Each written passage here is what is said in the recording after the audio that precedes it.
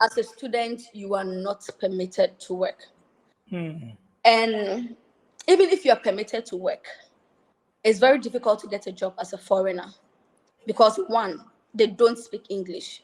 The only thing you can do as a student, which is illegal, let me state, is illegal, is to go and teach English. And I know when we come here first, before stipend comes, you want to start doing something. And I've heard stories of some people, some Africans being robbed because of this. They go to teach in a company for a month, 2 months, and they are not paid, and they cannot report to anyone. Who are you reporting to? You are not allowed to work. So who are you going to report to?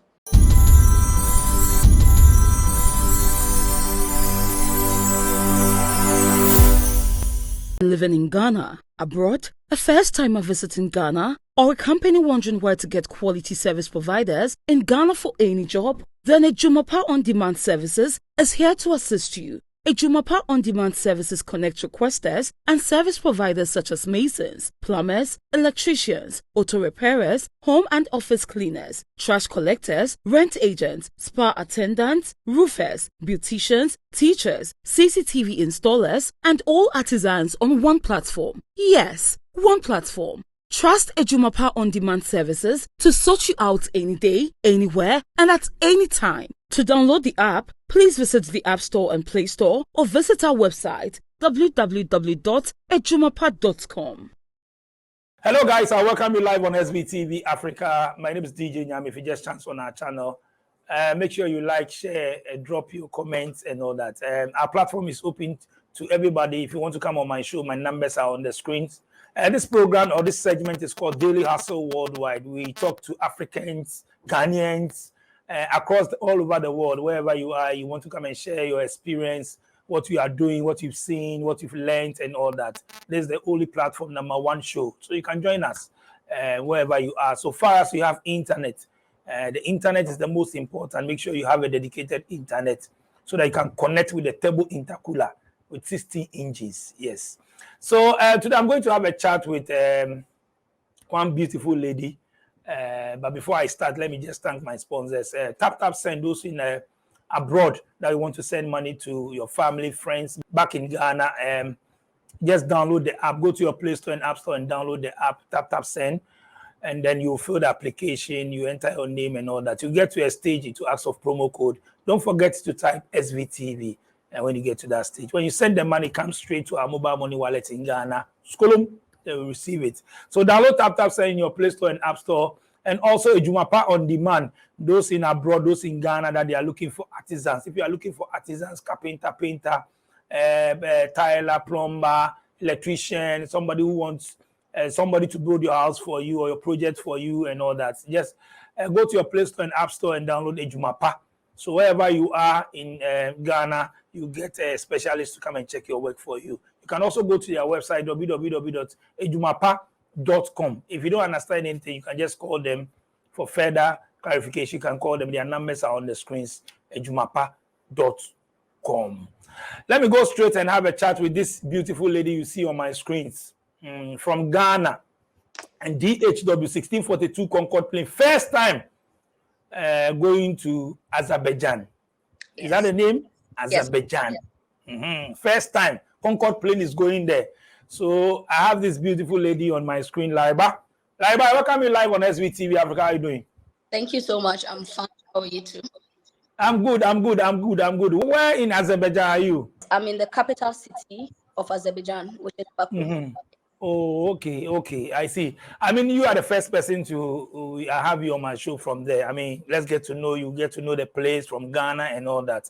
What's your full name? What's your name? Yes, so Lariba Azotinyene. Oh, your surname can tell where you're from the north, right? Yes, so Sally is my English name, Lariba is my middle name, which means I'm a Wednesday born. So people say Ekuya, and it's the same meaning. So I'm Lariba, and then the Azotinyene is my surname, which means that that is the name of my grandfather. So I'm from. Yes. From Boga.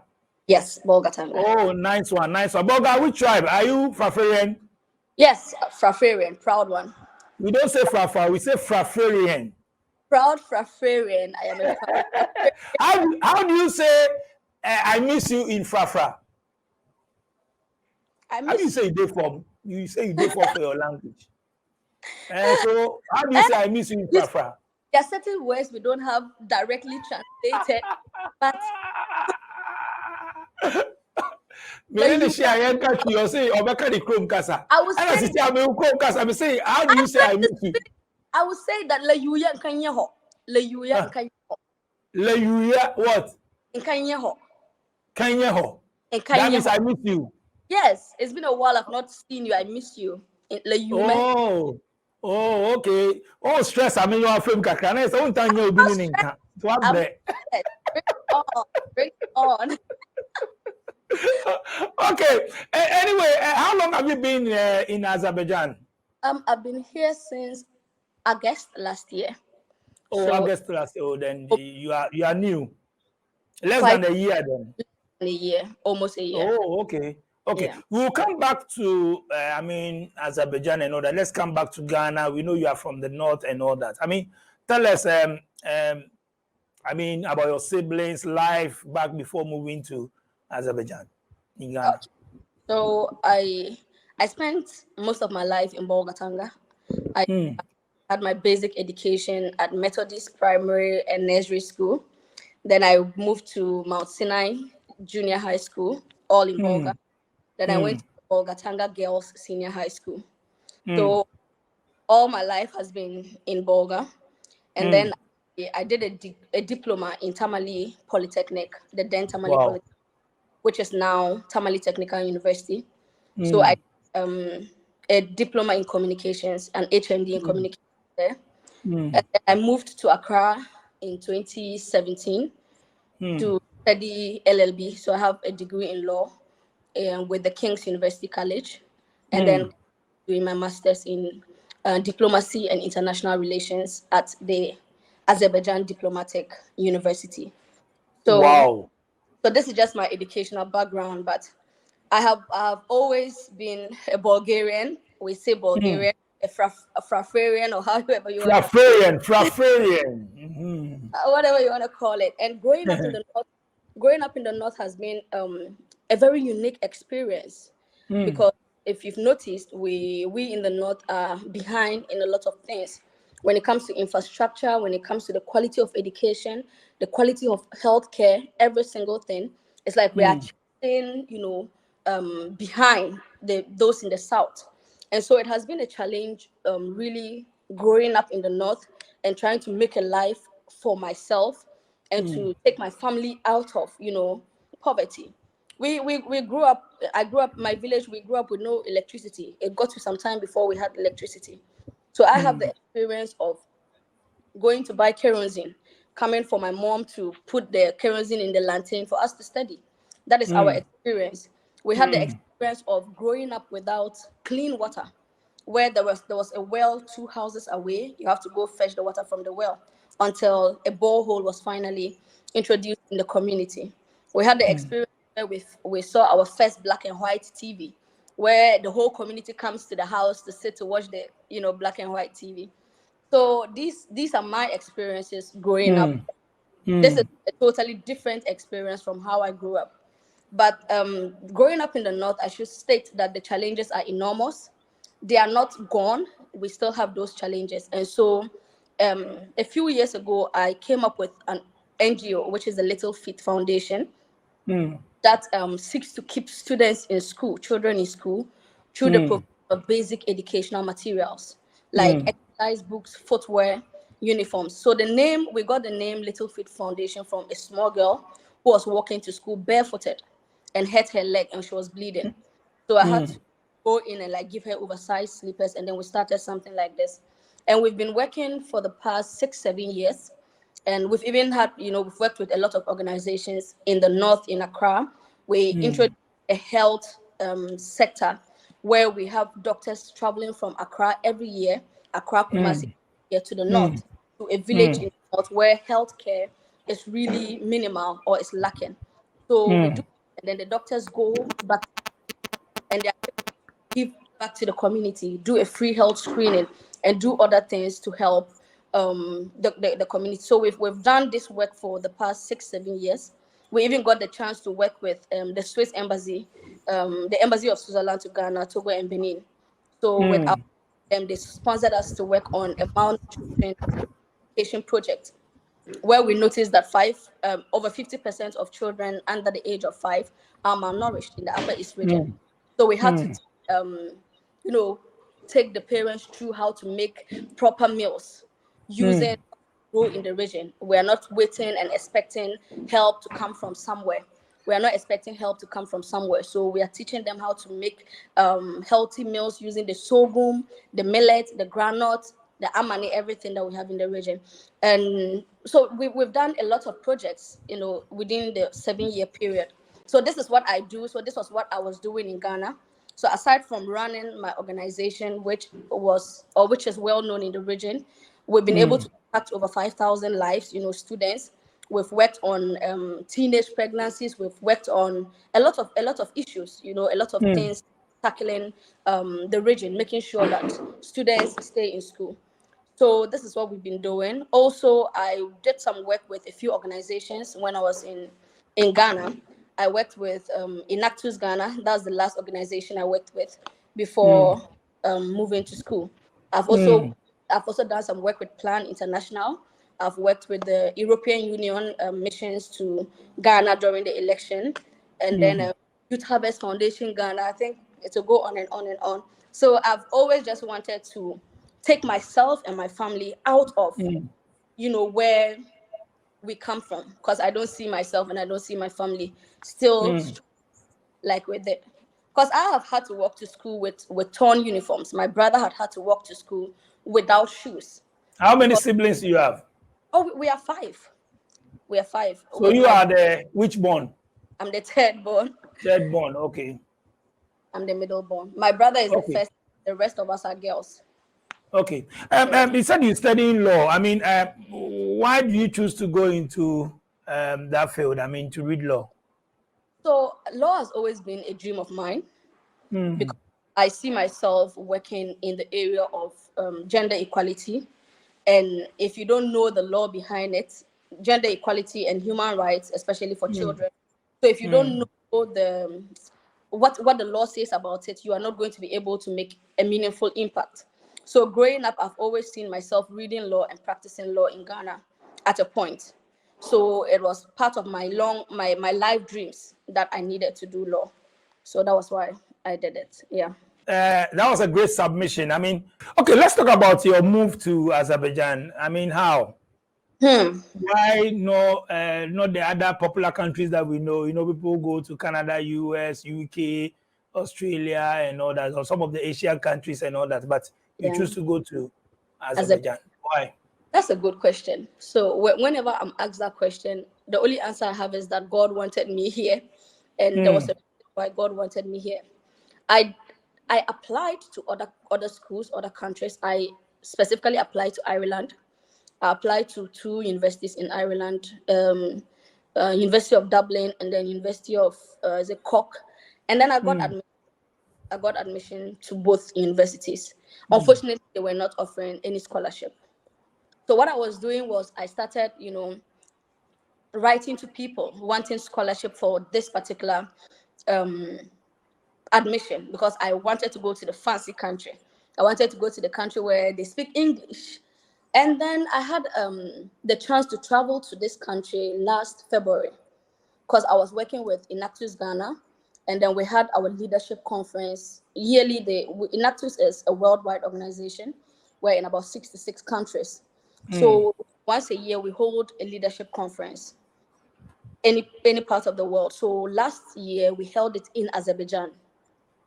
So I had the opportunity to travel here with a colleague of mine from the office, and I saw that the country was beautiful. And when I got back to Ghana, unknown to me, the ambassador of Switzerland to Ghana then, Ambassador Philip Stadler, who I had worked with, I told you about the project we worked with the embassy. He, unknown to me, he was actually the ambassador to Azerbaijan before being the ambassador to Ghana. So he moved to Azerbaijan straight to Ghana.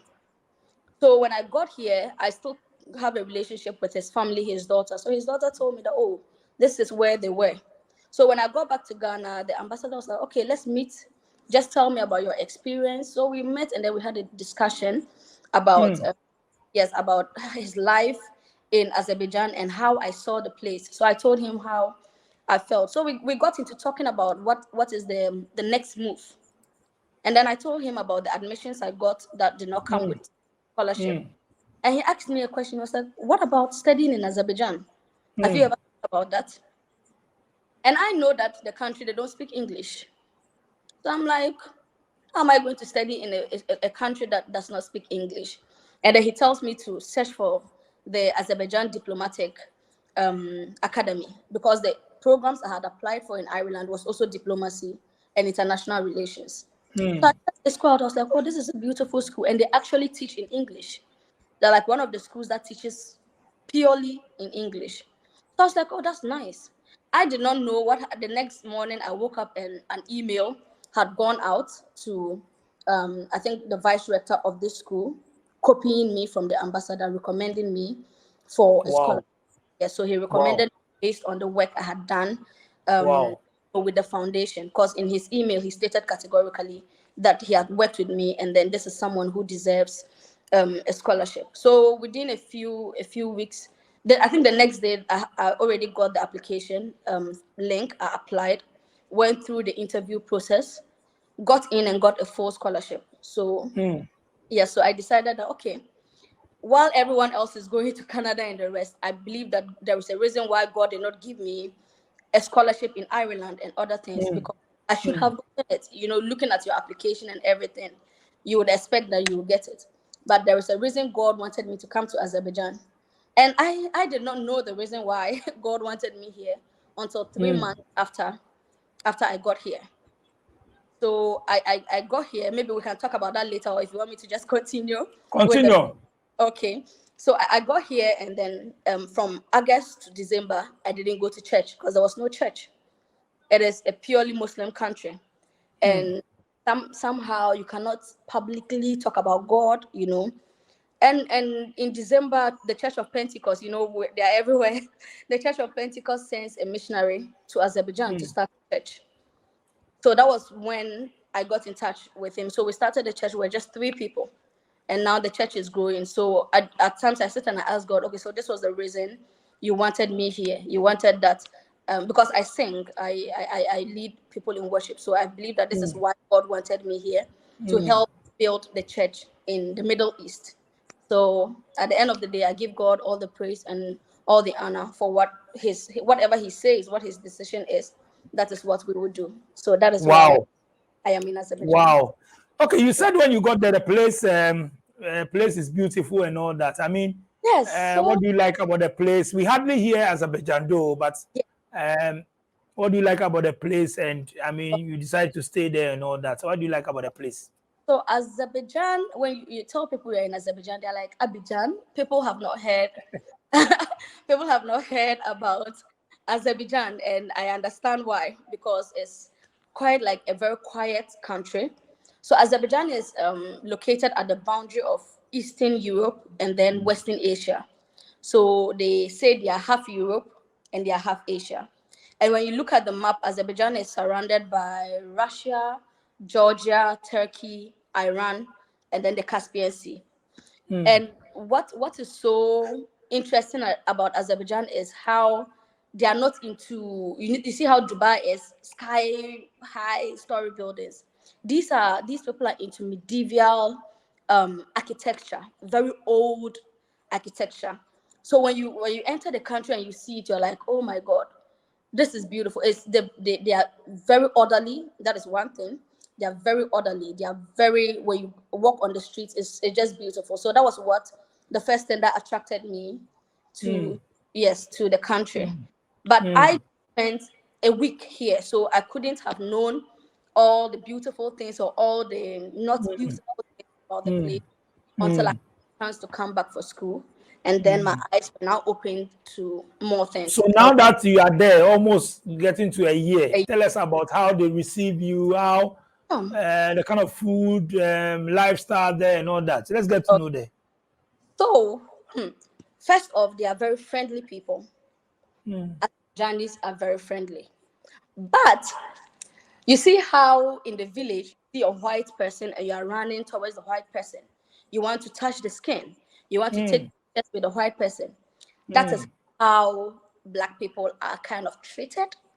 So, Oh. yeah, so when I go out right now, I end up taking pictures with children. I end up getting people wanting to touch my skin, So it's not, it's like people, they are not really exposed, or they don't Mm. know a lot of, they see Black people in movies, but this is Mm. the first time they're really, the country is See. opening up. So a few Black people are in the country. And the So Black, that means you don't have a lot of blacks there. no, I no, mean, no, few black people are there. Ghanaians, we are just six. We're Ghanaian six. What about other Africans? So Nigerians are a lot. I don't know their number, but they have. If you're looking at Africans, then Nigerians have they are virtually 90% of the Africans. Nigerians and Ghanaians are everywhere. As Nigerians, they are virtually 90% of the African population here. We also have some people from. I have students from the school from Mozambique, from Zimbabwe, from South Africa, from is it Cameroon, and then Liberia. These are the countries I know, and then we have someone from Jamaica that I've heard of. So it's just like a few African countries, and they are just one or two. But as for the Nigerians, they are they are Let's talk everywhere. about their food. I mean, cost of living, lifestyle, a bit there. So the food is dry. They don't have soupy food. They don't. Look So at it's Ghanaian. Oh, she's like going to look for stupid food. so dry. So Yeah. have food like dolma. There's like, I don't know. It's not food I really. Like bread stuff, eh? They don't eat without bread. Mm. Soup they are drinking, there must be bread. If there is rice, Mm. bread. So it's like bread is the number one dish in the country. Mm. But Mm. food wise, it's not something Africans are used to.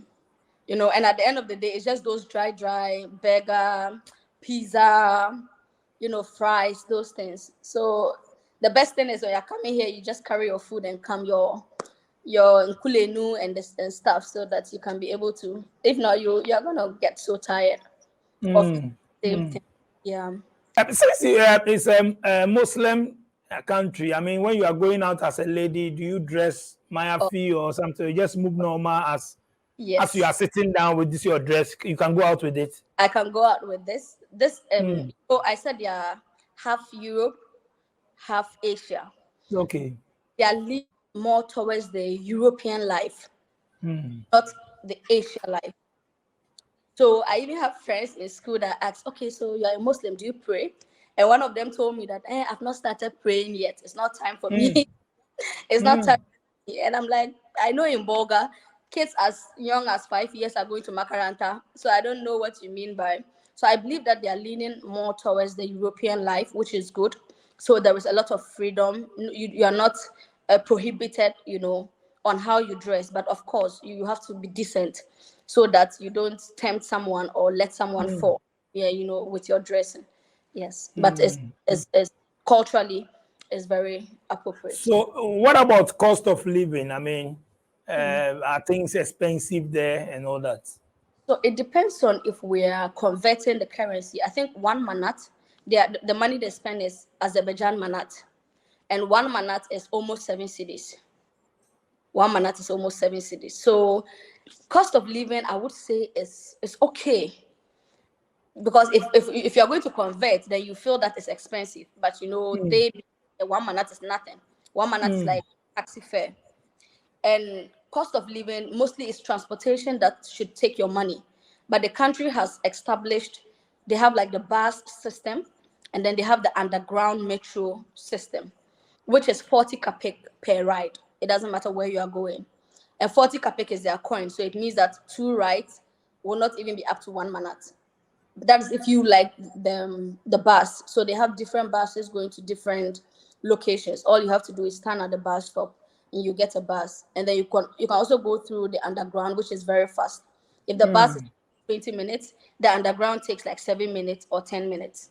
So I think that cost of living here is okay, because if transport is okay, then every is fine. If you are buying, you can get onions, pepper, and probably one or two tomatoes for 1 minute. So I think that cost of living is okay. It's okay. Are you in a hostel or you are renting apartment? Oh, so my the scholarship I am under is called the Top Chubasov Fellowship. Top Chubasov was one of the first people who fought for independence for this country. He was one of the diplomats, the first diplomats of this country. So this scholarship is named after him for students who are coming to study diplomacy. So my scholarship covers the accommodation I am in, and also covers tuition and medical expenses. Because the ambassador led you, so they've given you high first class scholarship. So you have a place to sleep. No, I'm not. I'm not. That is true. You have a first class scholarship. I'm not the only one on scholarship. There's also another Ghanaian on this scholarship. Okay. Yeah, another Ghanaian on this. So in my school, we are just 2 Ghanaians. He is doing also diplomacy, but he's doing his degree. He's doing his degree while I'm in the master. So he's also enjoying this scholarship.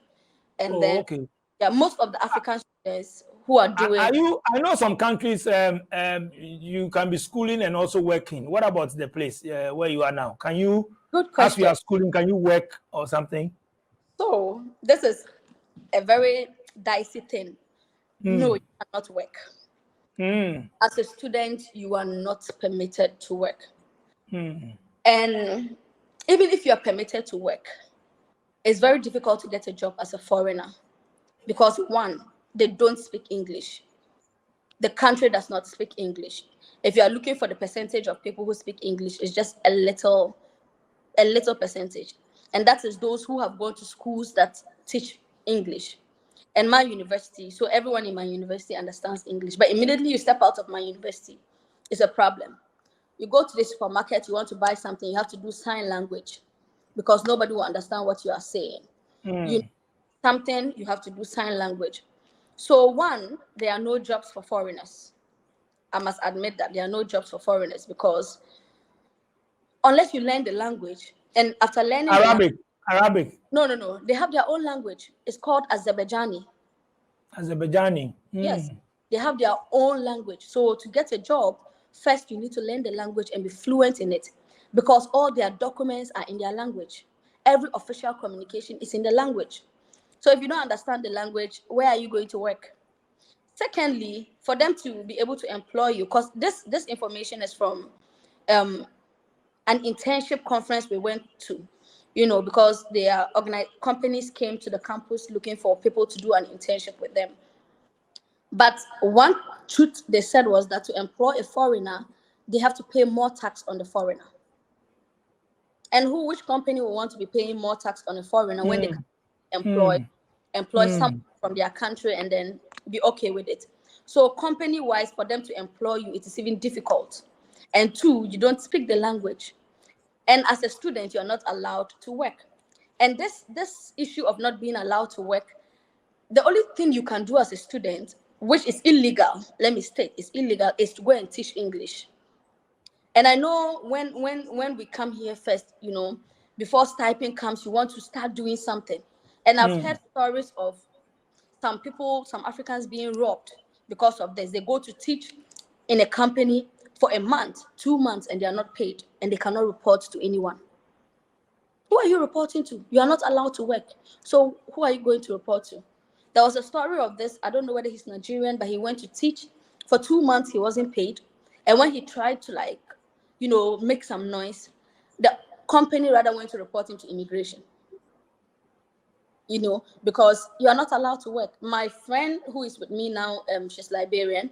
She worked for 1 month. She taught English for 1 month, and she was not paid, and she had to just leave it. Myself, I had that experience, and when I had that experience to go teach English, and then for a month, I'm like, these people, and they will use you. They will use you. They will use you. They will let you teach and teach and teach, because they have like these English schools for people who want to learn English. because people want to write the English course, English professional course, and other things will come to the school, pay them. Then they are supposed to pay teachers. So they want to use cheap labor, which is we the Africans, because we are from English-speaking countries. And at the end of the day, they will not pay you, and you cannot report. Because if you report, it means you are reporting yourself. So because of that, it is very difficult to work here. It's better to sleep in your house than go and work and rather put yourself in trouble. But are they interested in learning the English? They are.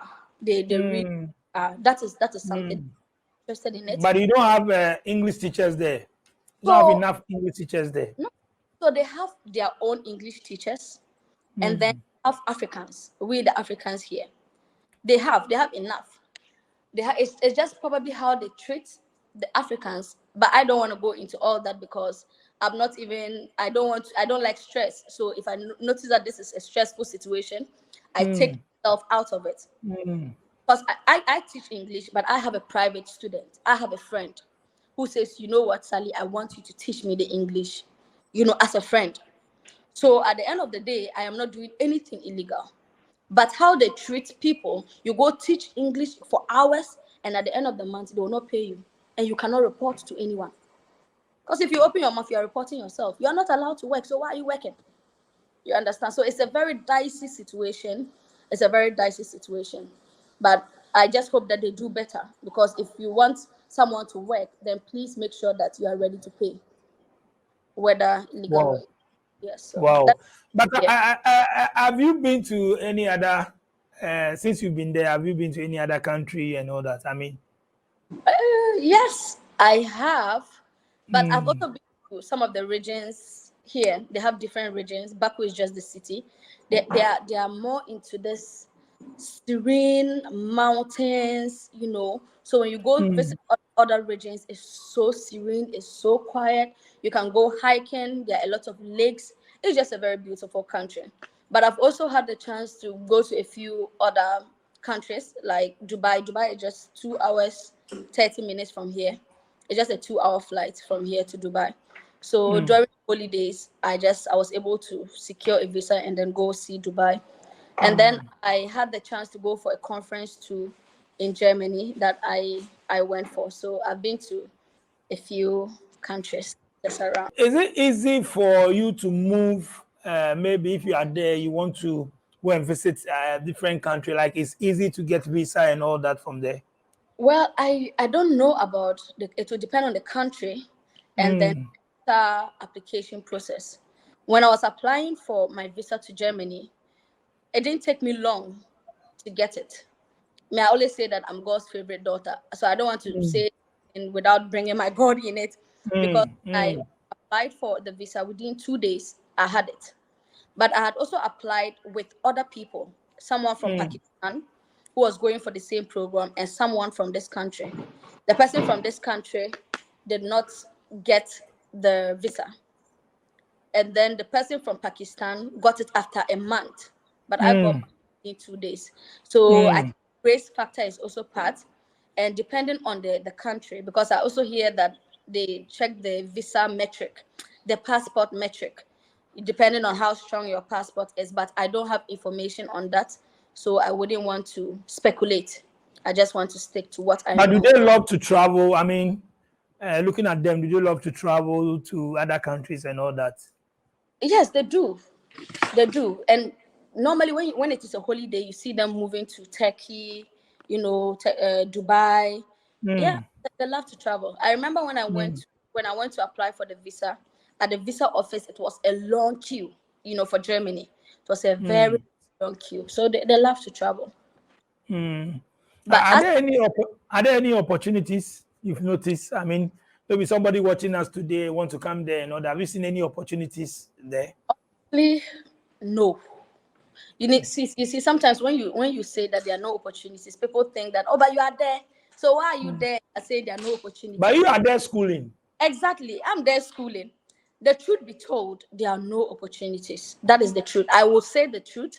And if anybody still wants to come, that is your own. A lady contacted me on Facebook and she told me that she has been struggling. She wants to come to Azerbaijan.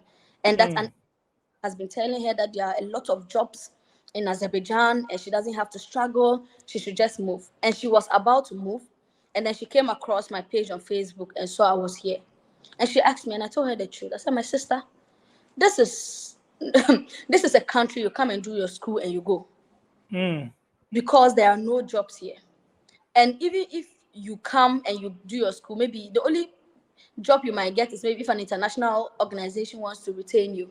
And it's very difficult. So I told her that I would not advise her to come. And she still kept saying that but the agent said it's good. I'm like, I'm not going to argue with the agent. I am here and I am telling you the truth. So later on, she came to say that, yeah, she thinks that she will listen to me and she will not come. It's not that I'm stopping anyone from coming, but that is the truth. A Ghanaian was here, I think in April. He was in Qatar. And then he received a letter from a football club here. Apparently, the letter was a fake letter. It was a false that he should move here and play football.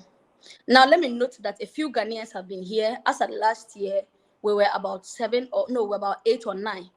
There are some who come and play football for the big clubs. So there was played football here and then left in December. I think 2 of them. And then another one played football here and then left in May. So footballers have come, they have left. I've met 3 of them. So this guy received the letter to come and play for one of the big teams here. And according to him, God help me, according to him, before he could book his flight, the person he was talking to stopped communicating back. And he still went ahead and booked the flight and came. So he got here and he was sleeping on the streets during the winter when it was so cold. So later, his brother saw my Facebook. I put it there that I'm a student here. So his brother saw it and was like, can I help his brother out? And I'm like, sure. So I brought him to the hostel, and this is a school hostel, so he cannot stay. This is a 4-bedroom apartment. It's for only girls. We also have other floors that is for only boys. But you cannot bring anybody to stay with you because you are not paying yourself. The school is paying. So we brought him.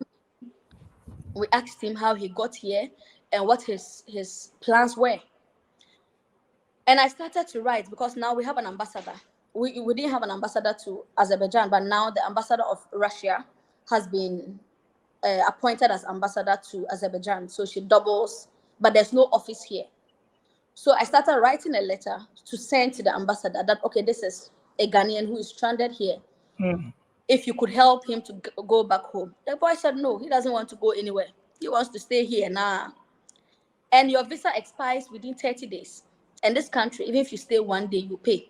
If you stay 1 day past your visa, when you get to the airport, they'll calculate how much it is you must pay. If you don't pay, you're not going anywhere. He said he must stay.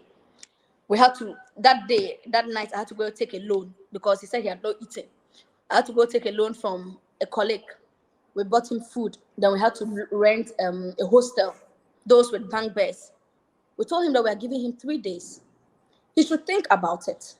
If you want to go back to Qatar... Now, why he doesn't want to come to Ghana? I don't know. You can equally go back to where he's coming from. He said Qatar. We told him that he should go back to Qatar and now work on... Because I spoke to the other footballers. I'm like, can you help him out? And they said the season is almost out. It's almost 1 month. Number 2, do you have videos? He said, no. Which teams have you played for? He said, Kumasi Ebony. He said, Kumasi. He said, Kumasi Ebony. So what do we do? He said he doesn't want to go back. He doesn't want to go back to Qatar. And we said, okay, go back to Qatar. Then we'll work on the papers. When you get the right papers, you will come back. Let us know your plan. If you decide to stay, we cannot help you because we are students. And this was the other Ghanaian and myself because he's Ghanaian. So both of us have to step in. So we had to look for money, rent a place for him, get him food. When you decide to go back, we will see how we can talk to other Ghanaians and raise the money and buy a flight ticket for you. That was the offer. The day we were expecting this gentleman to get back to us, nothing. I sent him a message, bro, what is your decision? If you are going back, let's see how we can raise the money to send. He said he needed more time to think about it. On the loan I have taken for you to be staying, for you to be sleeping, you want to think about it on the loan I have taken. I said, okay, if he does not get back to me, then he should not bother again because... So where is he now? I don't know. I'm a student. He never got back. He never got back to any of us until after a week when the money finished. The money we gave him, when it finished, and they had sacked him from where he was staying, he now started calling us. We said there's nothing we can do about it again. So right now, I don't know where he is. So aside the scholarship, I mean, how do you get support, money and all that? Yeah, so that is the teaching. Aside the scholarship, that is the teaching. So if you don't have a private student, a friend who says, okay, let's teach, but like you have an agreement, there is no way. There is no other way.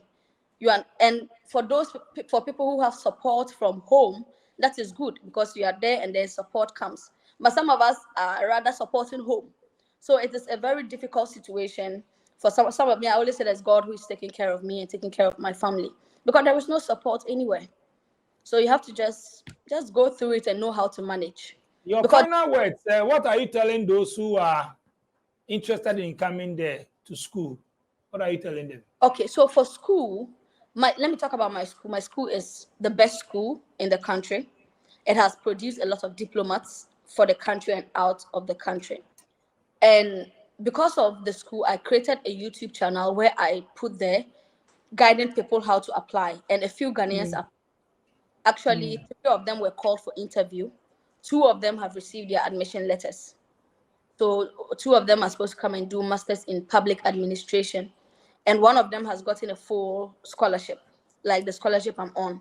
The other one did not. So we've written, I guided her to write an email to the school asking for a scholarship because that's the only way she will come. The 3rd person is still waiting for the decision, whether she has gotten in or not. That is a different department. So for school, I think that if you're coming to the 8 other university, which is the Azerbaijan Diplomatic Academy University, if you're coming there, it is the best choice.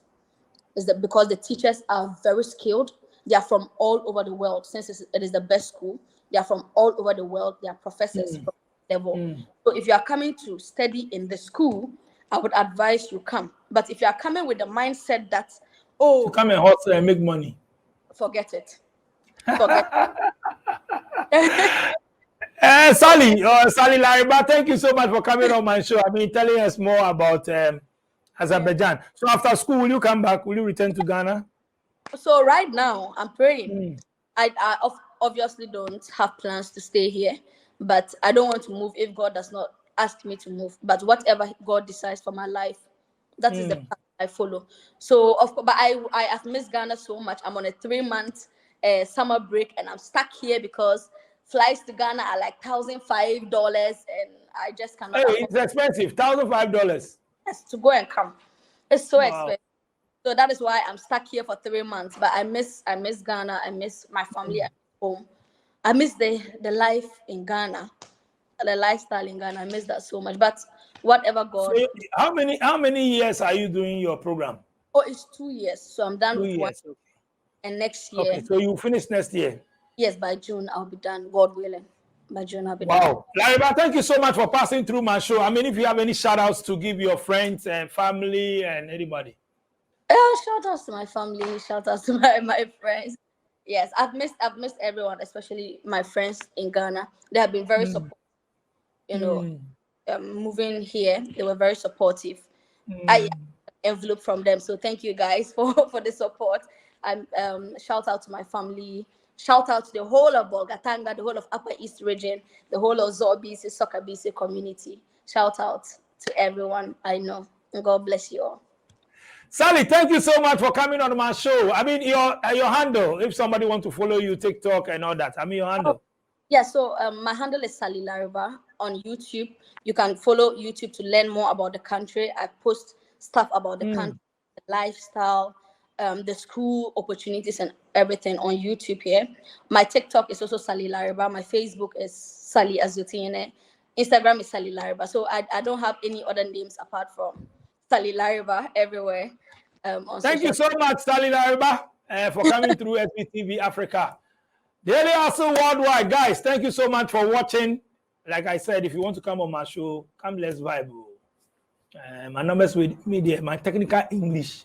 I go bugam. You see, Sally, if they do law, me, my technical English, I for take face the lawyer. So and they use technical English. Meanwhile, it be technical English. So far as the person go understand, forget. Thank you so much for watching. Subscribe, like, share, drop your comments. If you want to come on my show, my numbers are on the screens. Big shout out to my production team, DJ Click, Sharon and Tina. Peace out. Oh, hello, people. My name is Kale Boss. The only boss. Oh, wait, what else? Have you heard? Wait, do you know that Tap Tap Send is live in Texas? Oh, you didn't know? We went to New York. Now we are live in Texas. So people in Texas and around, all you have to do is to download Tap Tap Send. Yes, Tap Tap Send has become the most unique, secure, and fast way of sending money across the world to your loved ones anywhere. Okay, so download Tap Tap Send on Google Play Store or App Store. And when you're in Texas or around, you just have to put in the code TXGH. What did I say? TXGH, and you get $10 for your first transaction you make. Mahama media, Texas, you drew ho. Very soon we'll conquer everywhere. Download Tap Tap Send now on Google Play and App Store. Tap Tap Send, it's secure, convenient, easy, and fast.